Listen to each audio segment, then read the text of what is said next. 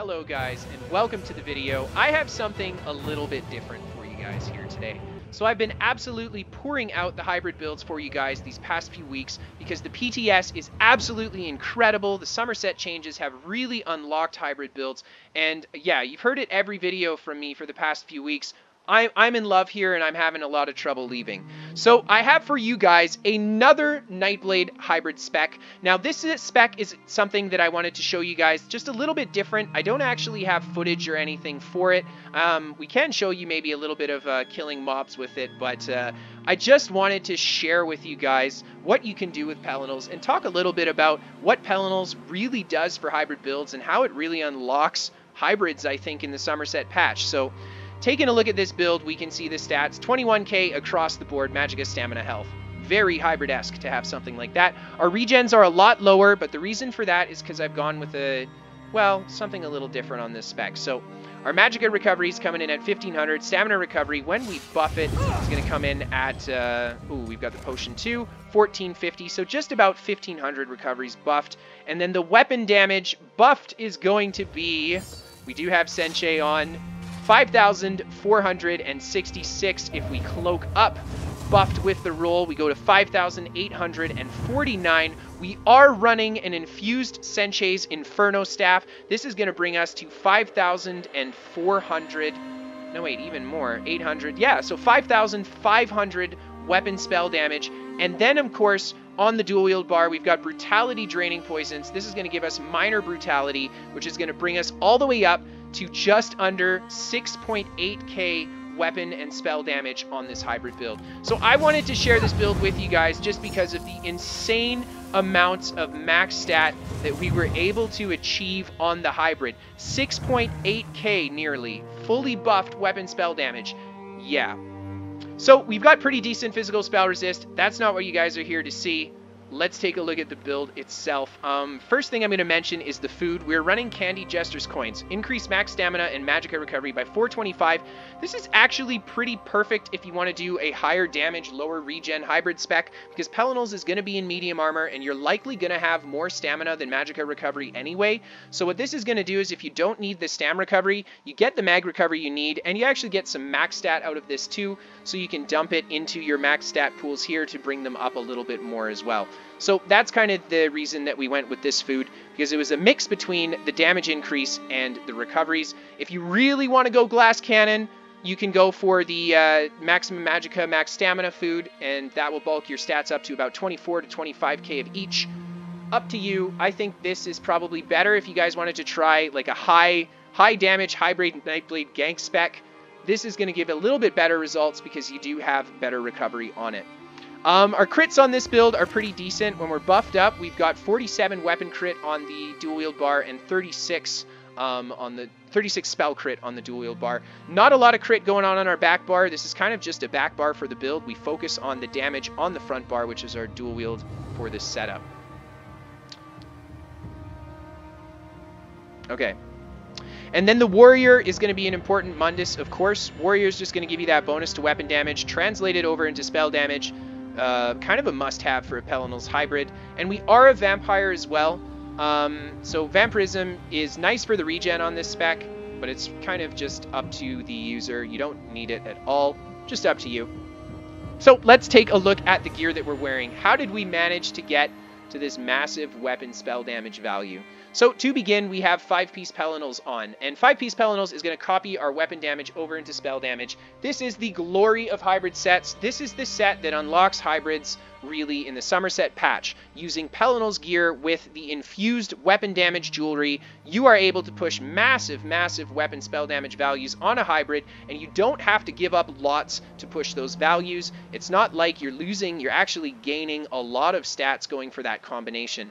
So this is really what's made hybrids viable. And I wanted to talk a little bit about hybrids in this patch because this set, it can be paired with anything. Like Pelinals by no means has to be paired with what I have here for max damage spec. You can pair Pelinals with a damage over time set. You can pair it with a tank set. You could even do a Pelinals Hunding's Rage heavy armor hybrid build this patch and it'll still have good damage. So you've got a lot of option with what you can pair Pelinals with, and that's a big reason why hybrids are so strong. And then, of course, we've gone with Senshei. Senshei is going to be on our staff bar with the 5-piece, giving us the weapons damage by 430 on the roll dodge. This is really nice. It'll get translated over into spell damage, and then we switch weapons to keep that buff on our front bar. And then the Senshei is in the jewelry as well, infused with weapon damage enchant like I had mentioned. And then on the dual wield bar, we have got the 2 Defiler. This is to put a little bit more weapon damage on our dual wield bar, of course getting translated over into spell damage. And then our shoulder and our helm are Veladrith and Molekena, and that's to give us more weapon damage. This is a super basic Pelinal spec, I think, because all it does is stack weapon damage as high as possible to copy it over into our spell damage, and that's it. Finally, we've got the Brutality Draining Poison that we had mentioned earlier, and this is going to proc on our dual wield bar, of course, and that'll bring us the last amount of weapon and spell damage that this build will get. For the Glyphs, you always want to go with tri-stats on a hybrid. You want to make sure you Hacky Joe it. You need the HP, you need the Magicka, you need the Stamina. And then the traits, I went with a mix of Impen and Well-Fitted. I didn't re-trait my Helm and Shoulder, so they're still Divines. Ideally, I would say 3 Impen, 4 Well-Fitted. If you want to play full Glass Cannon Gang spec, you can definitely go full Divines if you want. Might be worth it, might not, kind of up to the user. But ultimately, you get the most, I think, out of the Impen Well-Fitted combo, and you still maintain a huge amount of damage with those traits. Alright, so let's take a quick peek at the skills that we have. So one thing that I really wanted to mention, especially for this hybrid spec where we've gone for such just a max stat route, you can use any weapons and any abilities that you want on this build. Honestly, any weapons, any abilities, and I mean it.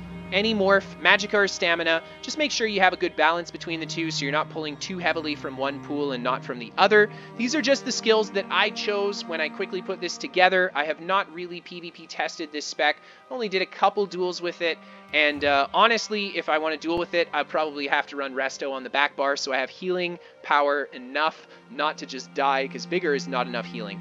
Anyway, I'm just going to show you guys a few of the skills I used, and we're just going to talk about how the bars are set up to achieve the maximum damage that we can get.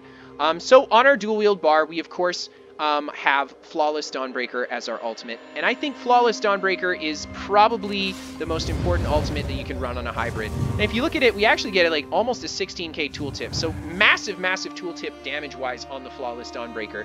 So you can see we're really carrying heavy damage, and Flawless is going to give us an 8% weapon spell damage bonus. We cannot neglect this on the hybrid. You know, you have a lot of ultimates that you can use. You can even go for Dawnbreaker of Smiting, but when it comes down to it, that's an 8% weapon and spell damage increase, and it's hard to justify using another ultimate even on your burst bar when you get that much of an increase from Flawless. So that's why I have Flawless here. You can go for another ult, but I'd highly recommend keeping Flawless. As you can see, it still does massive amounts of damage on this build, so you don't have to worry about not hitting hard if you slot Flawless. So that's kind of the first important skill to have on the dual wield bar. The next important two is going to be Inner Light and Rearming Trap. Now, Inner Light and Rearming, or Inner Light, of course, is going to give us access to the spell critical buff, which is really nice. We do want that crit buff because we are playing kind of a damage-based hybrid, so we want to have every buff that we can for outgoing damage, especially since we're so burst focused. So Inner Light is nice to have that buff, and it's going to give us a little bit of a max Magicka bonus. That's also nice playing in towards our max stat, so that's pretty sweet. And then on the Rearming Trap, this is going to do a similar thing. It gives us a little bit more weapon damage because it's a Fighter's Guild skill, so 3% bonus to the weapon damage, which is really awesome because we have such a high base amount of weapon damage. This is going to give us quite a bit of stats, weapon and spell damage-wise, to throw on. And then on top of it, Rearming Trap is going to give us access to Minor Force as well. You can always go with the Thrown Trap too. It's easier to get it to proc on players when you can throw it. It's just easier to get them to step on it if you can put it not directly at your feet. That being said, though, Rearming Trap still works just great. And I slotted these skills just because we did want to play the tooltip game. I did want to get some really nice tooltips on my abilities, and of course that really high weapon spell damage value, and that's going to play into that. Now, the other abilities that I have here, Relentless Focus is going to give us Minor Berserk. That is very important for a hybrid as well. I went with Relentless because it gives the stamina recovery as well, just playing into more buffs from it. You can go with the Merciless Resolve. It has a bit higher of a tooltip, so it'll deal more damage, but you don't get the recovery. So it's subjective yet again, but you do want that minor berserk, especially for your Brid. And then we have the 2 attacks, and I've gone with Lotus Fan and Surprise Attack, and this is really subjective which one you want to use. Just like I had mentioned, you can go with either morph here. You see we're rocking a 12k Surprise Attack tooltip, fully buffed. We buff up with our staff and the poison as well. We get to 13k Surprise Attack almost. So you can honestly go with either morph here. Surprise Attack is nice for the debuff. Concealed Weapon is nice because you get the bonus movement speed if you want to slot Cloak on this bar too. So there you go. Both are really good, but you don't even have to use Surprise Attack. You can honestly just use any abilities you want. We're on a hybrid. You have full freedom. That's the point of the build. And this is just what I chose. I went with Lotus Fan because, of course, it's going to be that movement speed debuff, and it's going to put a dot on them, as well as having pretty decent upfront damage, too. The other option, of course, is Ambush for a gap closer here, because we're going dual wield. Ambush is a good option, too, but due to the changes to how Empower works, and it only empowers your light attacks, I think Lotus Fan is probably the better bet if you have an option between the two. Something to mention is we are in medium, so Ambush is going to be a little bit more cost-effective and cheaper, I think. And then on the staff bar, guys, this is your buff bar, so you put all your heals over time, all your damage over time, anything like that over here, any kind of like ground-based AoEs, your cloak, your shade, this is kind of where you want to put it. Cloak, of course, you might have on your other bar if you're going for that concealed weapon on the front. I'm not even going to really go over the staff bar. All that's really important is that you have a back bar with Sensei on it to get that damage buff. And the skills are purely subjective and up to you. The weapon itself is up to you too. Preferably a ranged weapon if you're going for infused, because we do have the infused on the back bar and the Nirnhond on the front. Another thing that I did want to mention for this build is that this is kind of the version of the spec where we have more consistent damage numbers to get up to that 6k plus value. You can definitely push higher weapon and spell damage on this spec if you were to run 2-piece Molag Kenna and then even go for Alchemist on the back bar. Now, the reason that I didn't include that in this spec was simply because those are not very high uptimes. The Molag Kenna buff you can keep up the whole time, but 2 light attacks in a row is not part of a natural rotation, whereas roll dodging is definitely part of a natural combat rotation in PvP. So that's why I went with Sensei, even though it provides a little bit less, you know, it is an easy set to get that weapon damage buff off of, and you can easily get it during the course of a normal fight without having to do anything special. And then, of course, Clever Alchemist is a good choice on the back bar too. Clever Alchemist, you still want to go for infused weapon damage and then just run the back bar, but the downside is that you only get 15 seconds of the Clever Alch buff as opposed to having it up all the time. That being said, this build pushes massive stats, so even if you ran Clever Alch on the back bar, you still hit really hard without it buffed, and then you hit exceptionally hard when it is buffed. So there you go. For the champion points on this build, guys, in the tower tree, we got 28 Warlord, 11 Sprinter, and 3 Bashing Focus. You gotta sprint, you gotta break free, and you gotta bash, and this is the spread that you want for those abilities, because that's the order you want to do them in. Okay, in the Lover Tree, 64 Mooncalf, 64 Arcanist, none in Tenacity. We went with Mooncalf Arcanist to focus on the regen just flat because we don't have a lot of heavy resource return weapons on this build. That being said, if you're running a Resto Staff, definitely put some points into Tenacity. And if you do want to put points in Tenacity just for sustain-wise, you could. I would take out evenly, though, because we have fairly even regen. You want to keep these as a fairly even value. In the Shadow Tree, we have 48 Tumbling and 31 in the Shadow Ward. So we have to roll dodge and we have to block. We're running Sensei, so Tumbling's going to be important. And then, of course, blocking is important for PvP as well. In the Apprentice Tree, we have 43 Elemental Expert and 11 in Spell Erosion. Not a lot of focus on this tree because we don't have big passives that we need outside of Spell Precision for that 12% crit.